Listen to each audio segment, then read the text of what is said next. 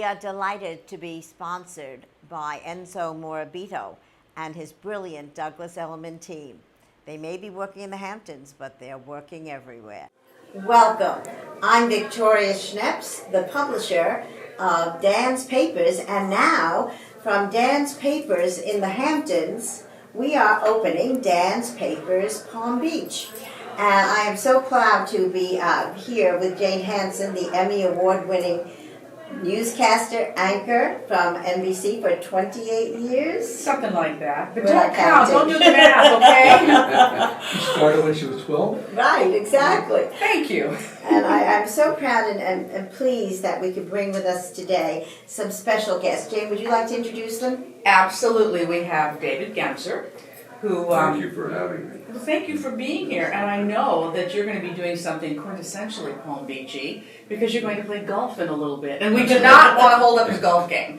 Right. But you're originally from Canada, Correct. in the furniture business, then went into the art insurance business, and now down here is almost a full-time home, right? Yes, we spent 7 months here, and then we go back to Boston, and we share the 5 months between Boston, Stowe, Vermont, and sometimes Europe, but not for the Not last 2 lately. years. Not during during COVID. But can't wait That's to right. get back. And then we have Sandy Baklor with us, who grew up in Baltimore and now calls Palm Beach Gardens home. And you too, big art collector, big into philanthropy, and of course very successful businessman who have really made it. What's your most favorite piece of art? Arlene, my wife. Oh, That's be beautiful. still my heart. Oh, beautiful. So when we talk about how you I got have to started, make sure now she sees a copy of this. Okay, we'll get it for you. we'll make sure that that doesn't get cut out. Trust me. Nothing gets cut out because this is a free-form thing here. But you, when I asked you, how you got started, you said licking envelopes. What does that mean? Well, it just seems that somewhere along the line, many, many years ago in Baltimore, I got invited to take part in some activities. What am I going to do? Well, we need somebody to come one evening a week and pack mail to go out for different projects. It was actually for the Jewish Federation at the beginning, and I said, okay, I'll do it, not knowing what I was getting into. And since then, I've been involved in a number of different philanthropic activities. It's been fun. It's been a great ride. I've been chairman of things. I've been just working away. Well, I want to interrupt because, I think to have these two men here, the towers of our society, both here in Palm Beach, Florida, but also around the country and literally around the world. And it talked with what your mom said to you when she was in her 90s. David, keep doing, keep giving. And I think this has almost been your motto of your life. And to have both of you in this room is tremendously I was able to talk powerful. to David today and say, David, I'm your hero. I sent my check to the opera for Yes. this week, so it'll be there next week. Well, that's your pet project, the Palm Beach Opera you built. Well, here Yes. in Palm Beach it is, but I do have other pet projects. Okay. But let's talk a little bit about that specifically here because, this show is all about the connection between New York, the Hamptons, and Palm Beach and the culture that's down here that people are discovering because sometimes they don't even know it exists. So the opera is your treasured charitable cause down here. Talk to me about Correct. what the opera's like. Well, Palm Beach Opera started 60 years ago. It was founded by women, if you can believe this. What do you mean, of course? Only women. And it, of course, has grown to what it is today. Sandy has been on the board much longer than I have. I'm the longest serving Right. person that's still alive. That's correct. And so The he opera. has been a supporter. I can never catch up to Sandy's philanthropy with the opera because he's been on the board probably 20 years longer than me. So it's a long time. I've only been on the board, I think I'm in my 4th year. But I was very honored when they asked me to become chairman 2 years ago. And I have been chairman for 2 years and I've watched what we can do. And last year was a great example during COVID. We were the only opera company, I think, in the world, but certainly in North America, that performed. And we found a space west, just a little bit west of Palm Beach, off Okeechobee, called the Amphitheater. And it was built for rock concerts, so it could hold 20,000. But its stage area was designed after, what's the theater in the Berkshires? Tanglewood, right. Tanglewood, thank you. Yes. My mind went blank for a minute. Yes. That's a senior moment. And it has a roof, three open sides, and a wonderful stage. And we booked it for 10 days, and we performed 3 operas there. And none of the great stars from the Met and other opera companies have been performing for over a year, and they flocked here. And They just need to see each other. Well, of That's course, right. and to perform, because it's their life and their It love. was their life, and it was just the greatest performance ever, and unfortunately not enough people saw it. People are still, Sure. were then and still Yes. are very scared, even though this was all outdoors. Unfortunately, I thought that we would get thousands of people trying to get tickets. We didn't. But you still did But it. it was wonderful, and it didn't cost us any money. We made money on it, which Yeah. was wonderful. That's brilliant. And this year, of course, we've already had one great performance at the Norton, which was very small, but it was done by our young artists. And now we're doing Carmen opening Friday night, and I know you're coming. I can't I know wait. Sandy and Oh, Arlene will be good. there, Oh, and Joan and wonderful. I will be there. And if you want to be there, I just think tell I me. need to be there. And then we will certainly arrange a ticket for you. But it's just this love of opera. Clearly, both of you love opera. Right. Well, I was just sitting outside talking with David, because we were putting some quotes together from board people about what they're involved in. And I ended up writing a quote, which I just told David. I said, in Palm Beach, we don't have a football team. We don't have a baseball team. We don't have a hockey team. We don't have any of these teams. But what we do have that attracts people to this area is the culture of our opera. And we are in this community. We have training for young people in the opera. We do outreach to the communities, schools, and it's the culture that exists, because people suddenly find out, hey, okay, so I don't get to see my Yankees play, but you can see a great opera with great stars.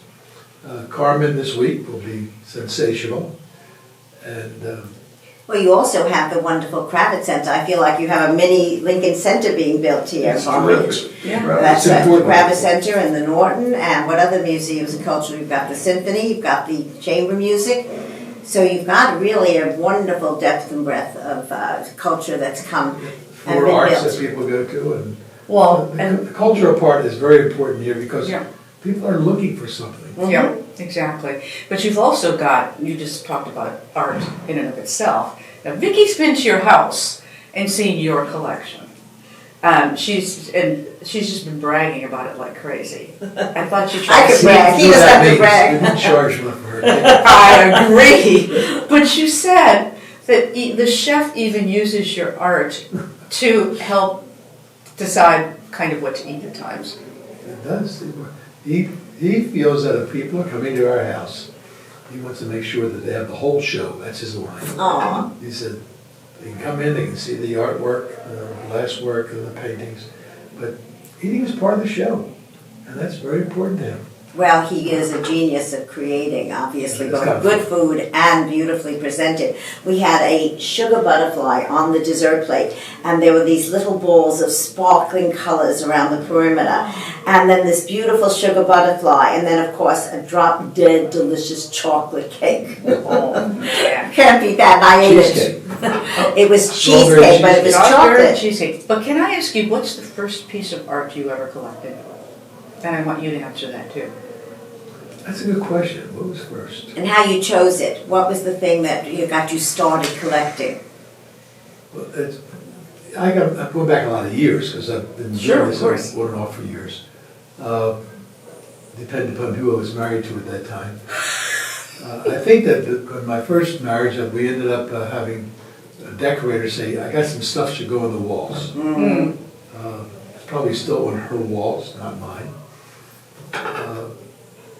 As I matured my own taste, I started getting to be more involved in collecting glass, because that just appealed to me. I don't know why, but it just caught my eye. Arlene, my wife, has got a great eye for photorealism, and you saw what we have. And between the two of us, it's been a labor of love. We've been very fortunate to collect some good pieces. We've got some stuff that's going to be going to the Norton, promise gifts to them. That's So fabulous. you had something, and I wanted to talk a little bit about the challenge of Arlene having a disease that you have taken such good care of her with the Alzheimer's and hitting her at a young age, and how you have coped. I She'll think love it's it from most that young beautiful. age. Tomorrow she's 78 years old. Well, but when did she get diagnosed? Actually, we were aware of it about 6 years ago. About 5 years ago, but about 6 years ago, we did something that may interest somebody who's listening to the program, that we sat down and said, if either one of us were incapacitated, where do we want to be? Do we want to stay home? Do we want to go to one of the institutions? How do we want to live? And I was selfish, because I'm about 8 years older than Arlene. So I was looking out for me. She was looking out for her. And we put this document together of things that we would, if we got incapacitated, what we would be doing. At this very moment, she's getting her eyebrows and eyelashes done, which she does every other Thursday. And she gets her hair done every Thursday during the course of the year, just to feel fresh. That was important for her, to feel and look good and be up there. And live at home in dignity. And I mean, you are a most masterful caretaker. Yeah, well, thank you, but we've had to make a lot of adjustments to our life. You probably didn't know anybody that traveled more than Arlene and I. Between the pandemic, which has unfortunately hit us, and the past 2 years with her own illness, with this dementia, we've never been traveling the way we did. We've still bought a piece or two of art from some of the artists that we know about. And Life went on. You're making life go on together. But we're now at a point, and you were there, every wall is filled, every pedestal has got something on it. The grass is covered with sculptures, and we've been very fortunate. And at least we're home, and we love the art. Yeah, that's beautiful. Well, I think Beautiful. it inspires both of you, and I think the little smile that came on her face when we were standing by the Mickey Mouse in the garden, I saw that. There's a flicker there that is a beautiful thing.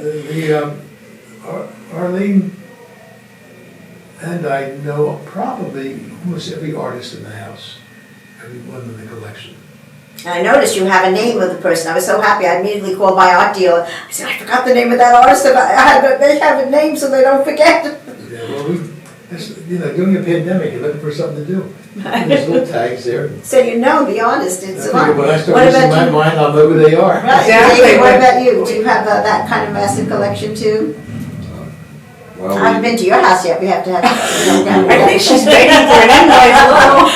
well, we will. We have about 350 pieces in our collection, which What's your specialty? Is there a Likewise. niche that you look for? Like Sandy loved glass to start and photorealism? it's contemporary art. Mhm. And down here we have over 175 pieces. So how do you choose? You said something to me the other day, Both of Sandy, us have about to agree. what you said You about have it to being agree. Both of us have to M&Q, agree on museum quality. How do you pick a piece that you can say, that's museum quality, let me own that? How do you choose? Well, I think over time you develop a very good eye. How did you start? Can you go back to how you started? Because there are a lot of Yes. people out there who'd like to start Yes, collecting I art. can tell you how it started. I'll do it as quickly as possible. I took economics honored in economics and political science at McGill in Montreal, but I took a art history course, and that interested me. And my parents did have a collection, but I wasn't that interested in their collection. It was more impressionist, and I was much more interested in modern contemporary art. Stop me 1 second for the people to explain what the difference is. Well, impressionist art, I think everyone knows that was Van Gogh and Monet and Manet and all of those artists. Modern art is Picasso, Braque, etc. And then contemporary art it really began as an offshoot from modern art, and the great artists of the 60s are Lichtenstein, Hockney, Johns, Rauschenberg, Motherwell, Frankenthaler, Thibault, Diebenkorn. There's so many of them. Right. Most of them have passed away already, and but that's our interest. So what do you collect now? I mean, are there things that you're moving towards in terms of selections? No, today we collect young artists. Like emerging artists, people who are just becoming known? Artists that we think are doing things that we like and that we think will stand the test of time. Are the things at times that one might look at them and say, the old adage, art's always in the eye of the beholder, but you think, I wonder how this is going to be perceived 25, 30, 50, 100 years from now. Absolutely. I mean, you do think that's part of it. But it's so You mentioned hard. the term, we were advised by a couple of friends years ago, you love to buy art, but buy museum, MQ, which is museum quality. And we didn't understand that at first. I remember the first piece that we bought after having that words going into our head, and we started saying, maybe we have to take a better look at what we acquire. The good news is that our kids have some lovely art in their homes. The things that you got rid of. It's the things that we passed on. I don't want to say got rid of. It wasn't a garage sale. Just between It us. was good art. It was good art, but we kind of moved towards the artists that are the goings and people like that are more contemporary. What about you? You have a particular art gallery or a dealer that helps you with this selection? No, my wife is really She's good. full-time at this. We both were, but she particularly is. And she has a very strong relationship with all the major galleries, art advisors, and they even come to her to ask her. Yeah. And we have not made a major decision which museum we're going to work with. We've started to talk with the Norton. They've come over. They've looked at two pieces that we have thought we would donate to them. We have donated before to other museums, but we're just in the process of making that decision. I think we should do a David and Sandy museum. I think between the two of you could create your own museum, but I want to thank you both so much for being here today. We are so thrilled to have had David Genser, who his mom said, keep doing, keep giving. And I think you both, Sandy Baklor, live your life that way. And we are so privileged, Jane and I, to have you here. And we thank the Colony Hotel for giving us this wonderful space to record. And Dan's Papers Palm Beach is here. And we are delighted to be able to have had this time to share together. Thank you for coming. Thank you so much for asking us. It's wonderful. So much. So thank you. Thank you again. We're looking forward to seeing Dan's Papers in Palm Beach. Thank you. Very much so. Till next time. Till next time. Bye now.